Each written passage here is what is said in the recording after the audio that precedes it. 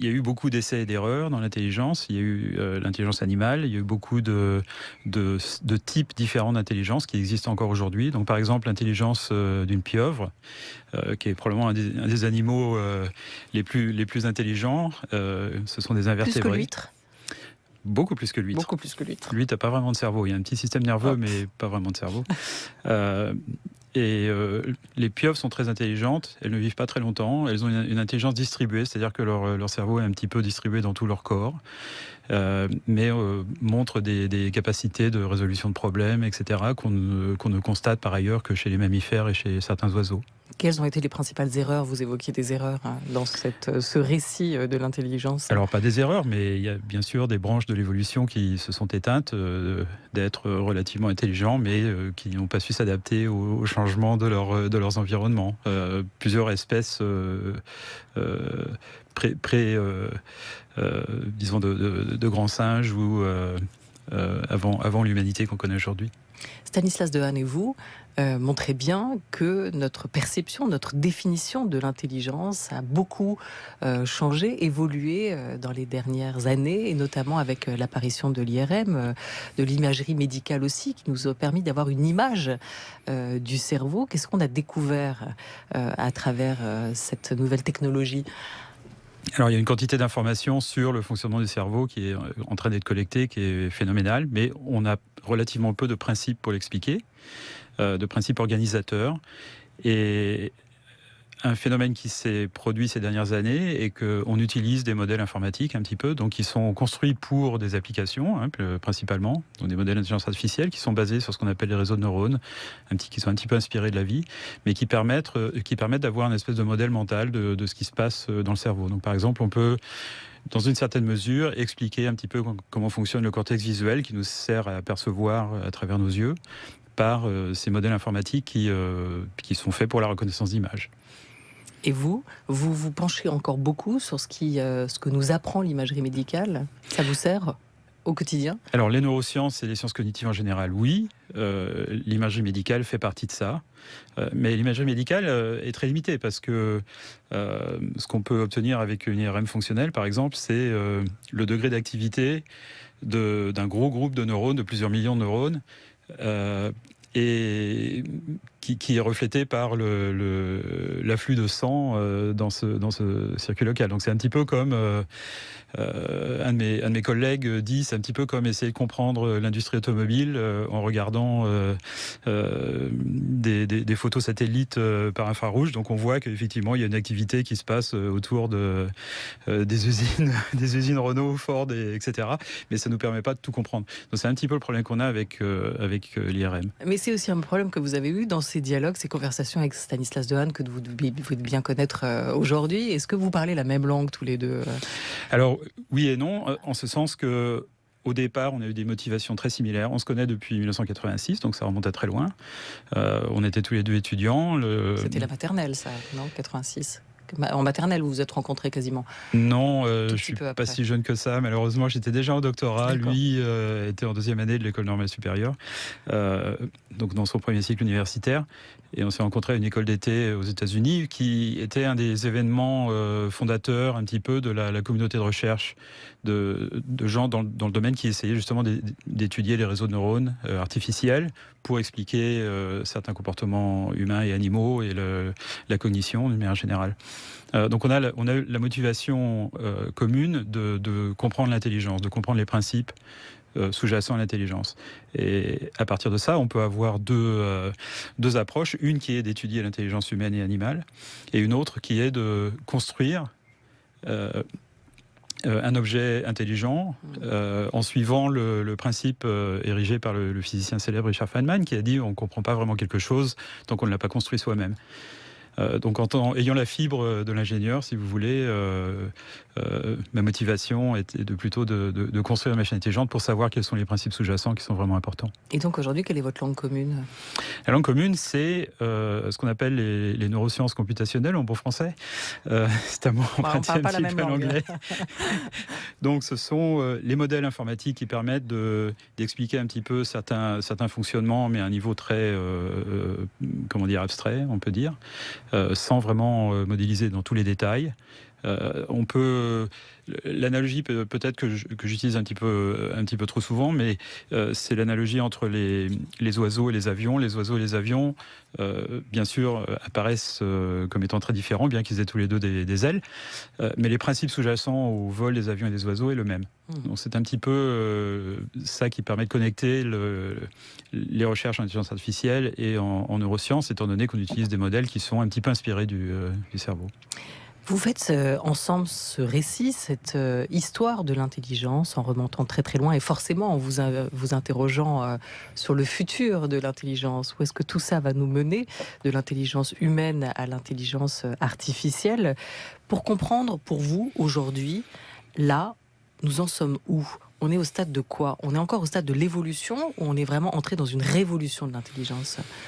Alors, on est dans une révolution qui a été une révolution scientifique et technologique, disons, dans les 20 dernières années. Une révolution scientifique qui n'a pas été tout de suite évaluée à sa juste valeur, qui a pris environ 20 ans à être évaluée à sa juste valeur et à conduire une révolution technologique. Donc la raison pour laquelle on entend parler d'intelligence artificielle ces dernières années, c'est grâce à cette révolution technologique qui est due à ce qu'on appelait en anglais le deep learning, l'apprentissage profond. C'est un nouvel ensemble de méthodes en fait pour entraîner les machines au lieu de les programmer directement, qui est un petit peu plus puissante que les techniques passées pour faire ce genre de choses.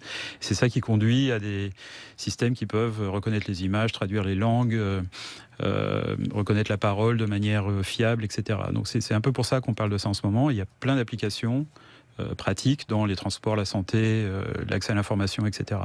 Maintenant, ces méthodes sont très limitées, en sens qu'on n'a pas de technique aujourd'hui qui permettent de reproduire les capacités d'apprentissage des animaux et des humains. Les animaux et les humains sont beaucoup plus efficaces dans leur apprentissage que ce qu'on peut faire avec les machines à l'heure actuelle. Et est-ce que tout ça vaut aussi, vous dites sur les capacités d'apprentissage, est-ce que ça vaut aussi pour les émotions? Parce que ça, c'est un des grands débats aujourd'hui que vous ouvrez ensemble aussi dans cet entretien, cet échange croisé. Est-ce que les machines autonomes pourront demain ressentir, éprouver les mêmes émotions que les hommes? Alors c'est très probable, oui, en tout cas des émotions très similaires. En fait, même deux individus, deux personnes ne ressentent pas les mêmes émotions parce que leurs expériences sont différentes, leurs corps sont différents, etc. Donc il n'y aura pas une possibilité de reproduction exacte, mais les machines autonomes auront des émotions. C'est un petit peu inévitable parce que les émotions sont inséparables de l'intelligence. Donc tout le monde n'est pas d'accord là-dessus, hein, c'est une opinion personnelle. Mais les émotions sont liées à la capacité d'anticipation, par exemple. Donc, quand on a peur, c'est qu'on anticipe une situation qui peut devenir dangereuse et dont on ne peut pas prévoir le futur, par exemple. Et les machines autonomes intelligentes devront pouvoir avoir cette capacité à prédire, à planifier, et donc à anticiper le résultat positif ou négatif d'une séquence d'action ou d'une situation. Donc, les émotions sont vraiment insécables de l'intelligence autonome. Maintenant, la plupart des machines qu'on va qualifier d'intelligentes ne seront pas vraiment autonomes, c'est-à-dire qu'elles sont faites pour conduire votre voiture, détecter des tumeurs dans les images médicales, etc. Et celles-là n'auront pas besoin d'autonomie, donc n'auront pas d'émotion. C'est-à-dire qu'aujourd'hui, la plupart des machines ne possèdent pas leur propre intelligence, donc pas leur propre registre émotionnel. Alors pour l'instant, il n'y a aucune machine en fait qui est capable d'émotion au sens où on pourrait la définir de la manière dont vous définissez l'émotion humaine ou liée à l'intelligence humaine. Ouais. Donc comme reflet, réflexion d'une sorte d'anticipation de ce qui va arriver. Mais il n'y a rien de magique dans les émotions. Les émotions sont calculées par le cerveau comme le reste. Et on peut imaginer effectivement des machines intelligentes qui ont une partie de leur cerveau logiciel ou électronique qui calcule leur contentement. C'est un petit peu similaire aux ganglions de base dans le cerveau humain.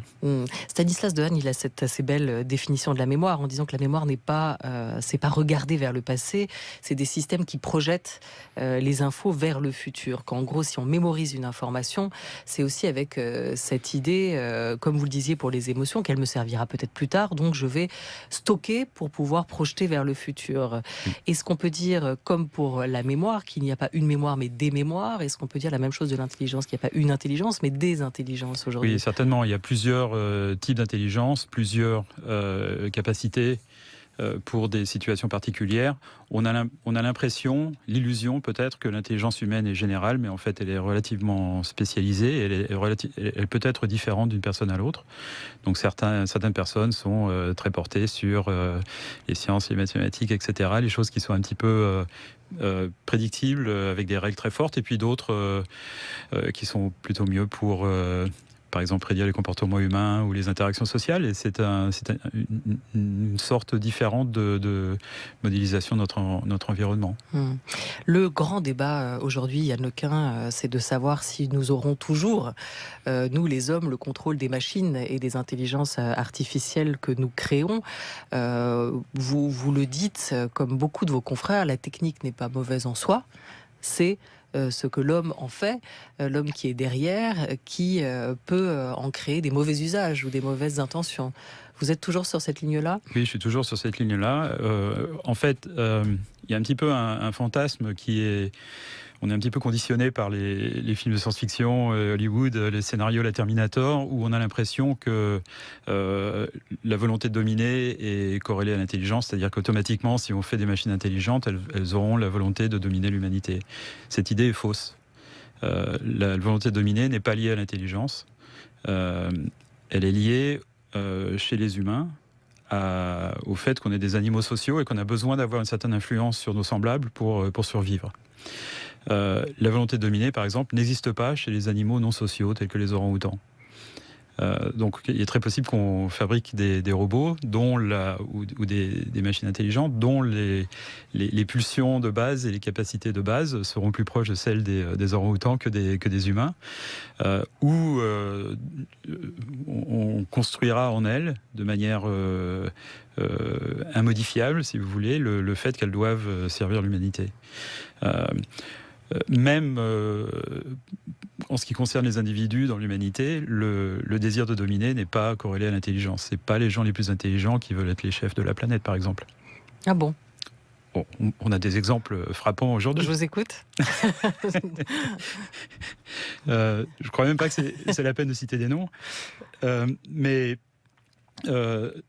souvent, ces gens-là, on a tendance à penser qu'ils sont bêtes et un peu fous, et ils s'en sortent pas si mal. Mais ils sont peut-être justement l'intelligence de nous renvoyer à notre propre folie. Voilà. Yann Lequin, sans vous mettre dans une situation compliquée, en donnant des noms, vous citiez la science-fiction. Je vous propose qu'on débranche quelques instants avec 2001, l'Odyssée de l'espace de Stanley Kubrick, 68. Dave. My mind is going.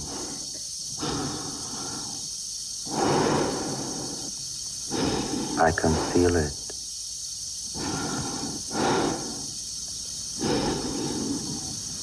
I can feel it. My mind is going.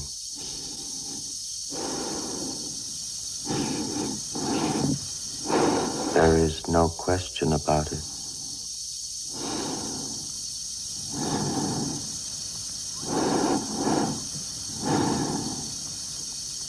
I can feel it.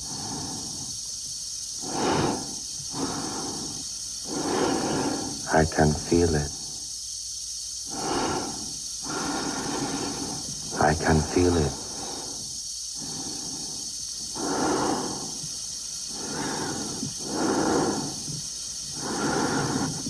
I'm afraid.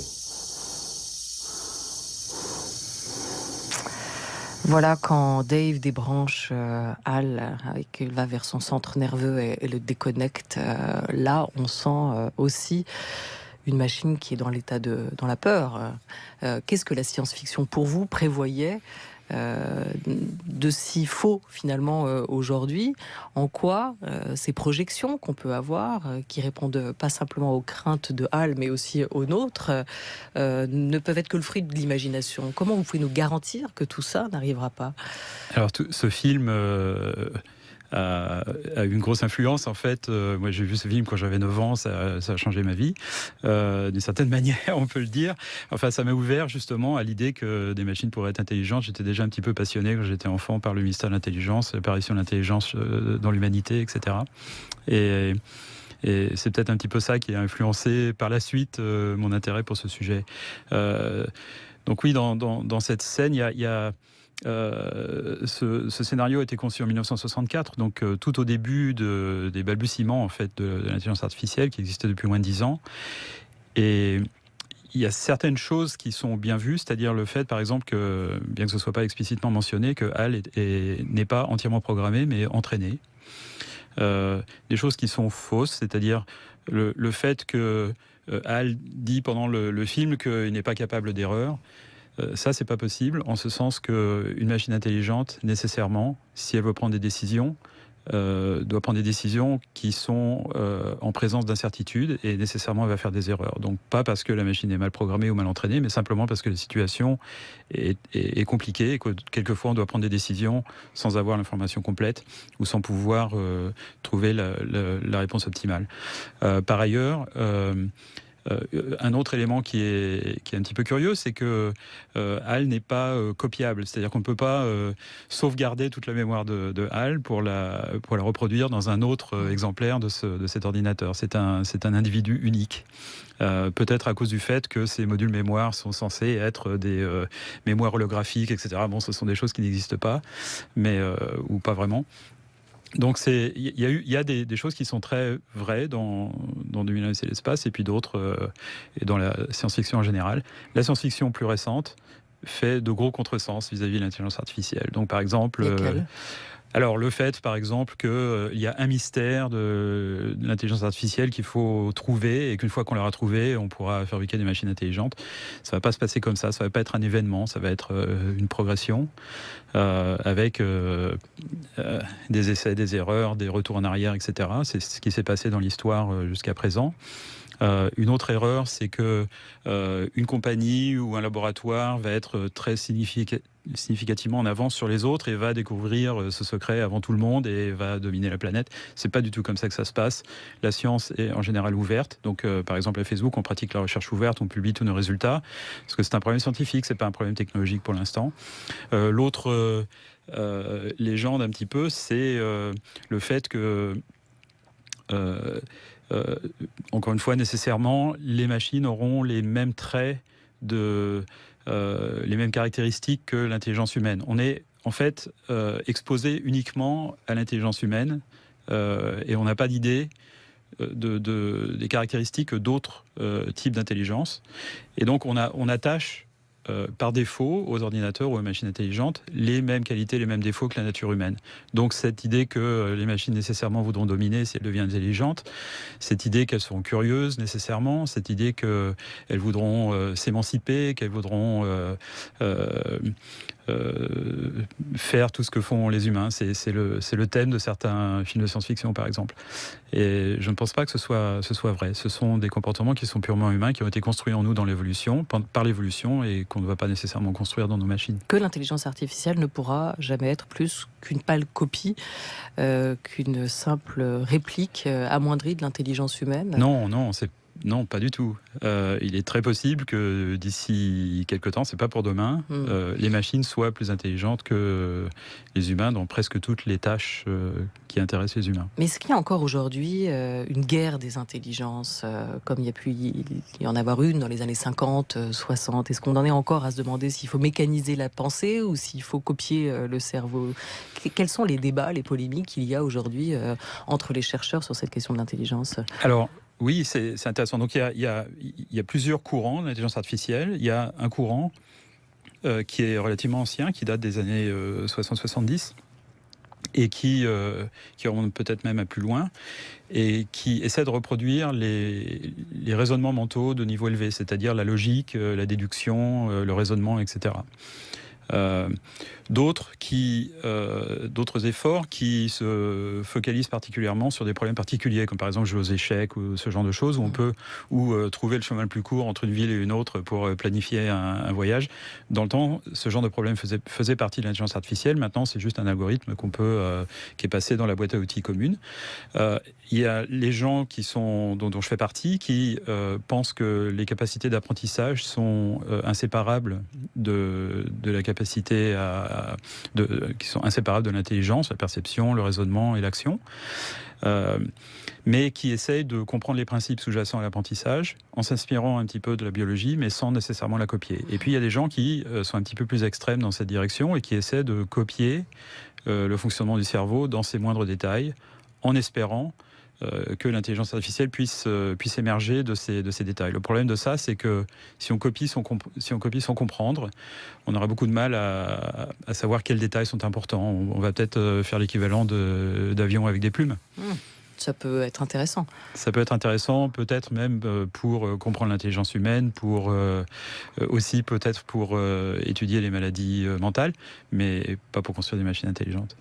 Il est l'un des pionniers du deep learning, cette méthode d'apprentissage. Il est aussi le chef de l'intelligence artificielle chez Facebook, Yann Lequin, qui co-signe avec Stanislas Dehaene la plus belle histoire de l'intelligence, et notre invité jusqu'à 13h30. France Culture, il est 13h20.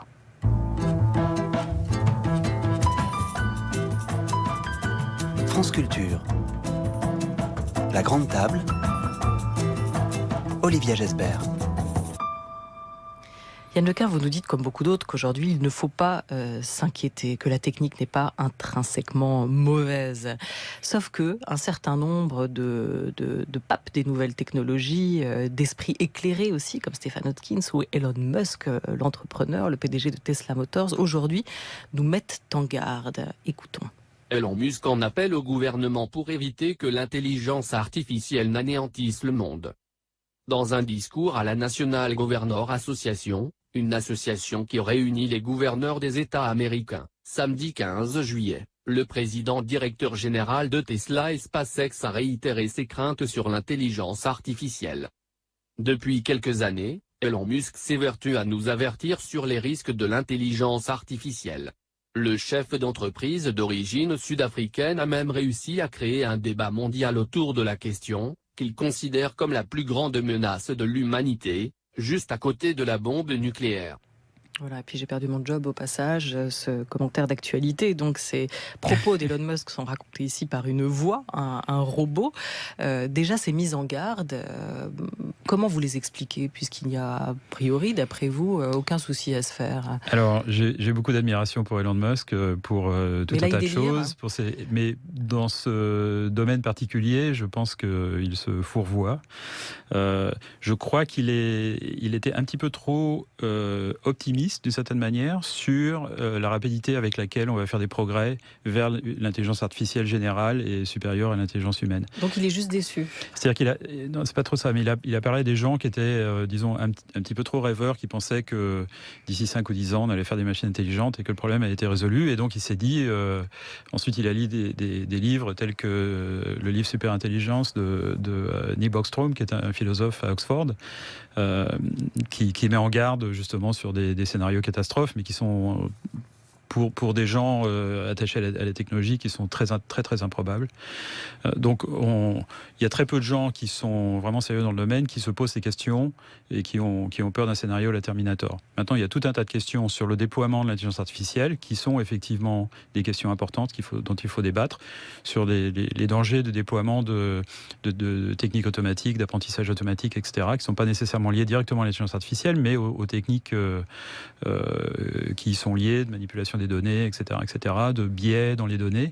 Ce sont des questions très importantes auxquelles tous les grands acteurs s'intéressent et ont des groupes spécialisés pour travailler sur les questions. Et la voix, on l'entendait à l'instant avec ce robot. Comment l'intelligence artificielle s'en empare-t-elle? Pourquoi la voix semble être aujourd'hui presque l'outil du futur? Alors c'est l'interaction vocale, donc reconnaissance de la parole et synthèse vocale, sont des domaines qui ont fait beaucoup de progrès ces dernières années. Donc on a des voix qui sont maintenant très naturelles, peut-être plus naturelles que ce qu'on vient d'entendre. Et des systèmes de reconnaissance de la parole qui sont très fiables. Donc ça permet effectivement de pouvoir dialoguer avec son ordinateur maintenant, ou avec son téléphone mobile. Maintenant, c'est très limité, en sens que les capacités de raisonnement et de sens commun des machines est extrêmement limitée. Et donc, les assistants virtuels qu'on peut commander par la voix en général sentir par une entourloupe quand on sort de leur domaine d'expertise. Ils peuvent nous donner la météo, l'état du trafic et jouer de la musique, mais si on sort un petit peu des scénarios, ils vont pas être capables de tenir un dialogue. Donc c'est quelque chose sur lequel les gens dans le domaine travaillent d'arrache-pied, donner un petit peu de bon sens aux machines. Yann Lequin, il y a quand même des craintes qui aujourd'hui sont étayées par un certain nombre de rapports, et notamment dans cette automatisation, robotisation. Il y a celle du monde du travail. Encore récemment, un rapport du World Economic Forum a été rendu et montrait que en France, votre pays, les salariés seraient très mal armés pour affronter ces changements, ces évolutions, et que l'inquiétude semble quand même assez justifiée de ne pas pouvoir faire face à l'avènement de l'intelligence artificielle dans le monde du travail, à cette automatisation croissante qui est en marche. Ces craintes, pour vous, elles sont tout simplement stériles, vous les désamorcez, ou vous expliquez quand même qu'il va falloir apprendre à se positionner par rapport à ça et à réagir aussi? Alors, ces craintes ne sont pas stériles, en ce sens qu'il y a de véritables transformations technologiques qui sont en train de se passer, mais elles ne sont pas de nature qualitativement différente aux précédentes transformations technologiques qui sont passées ces dernières décennies ou même ce dernier siècle. Donc on a assisté à l'arrivée de l'Internet, de l'ordinateur personnel, de la voiture, de la radio, de la télévision, etc.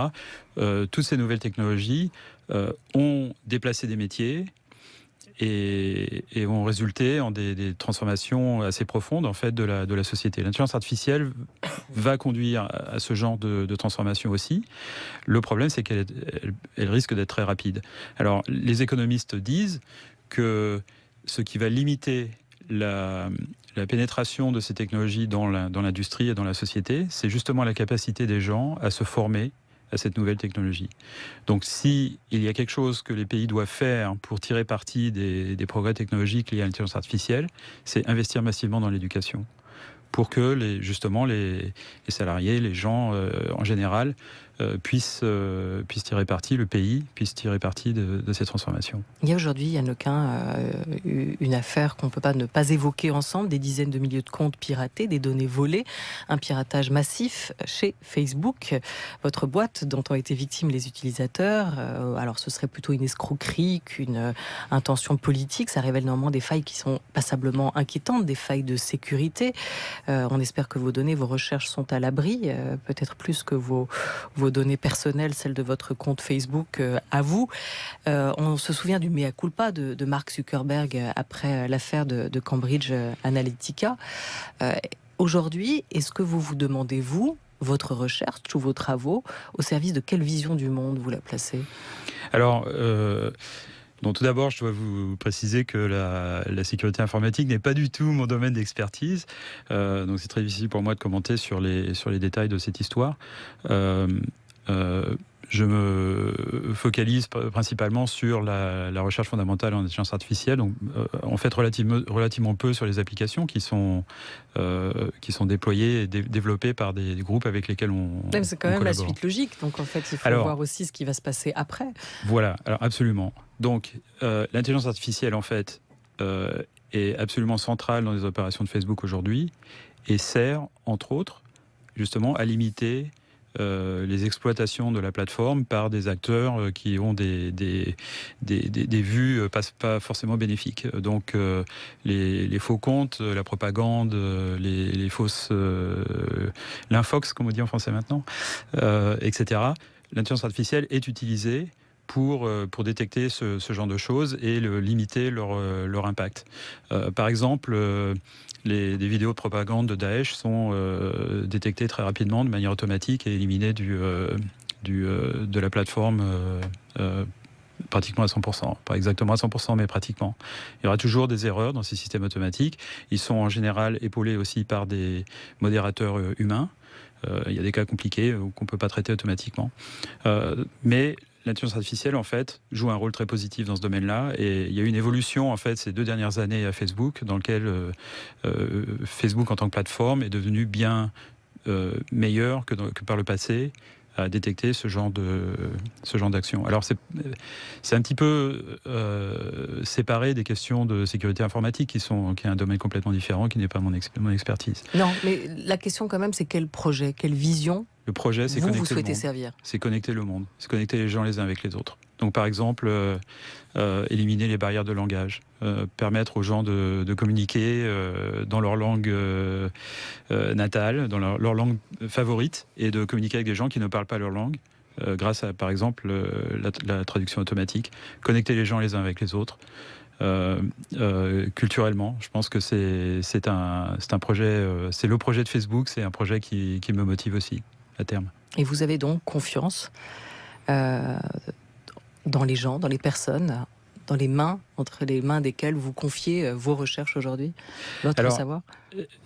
La recherche qu'on pratique, il y a très peu de secrets dans notre recherche. Il n'y a pas de secret, en fait. Toute la recherche qu'on fait est ouverte, elle est publiée.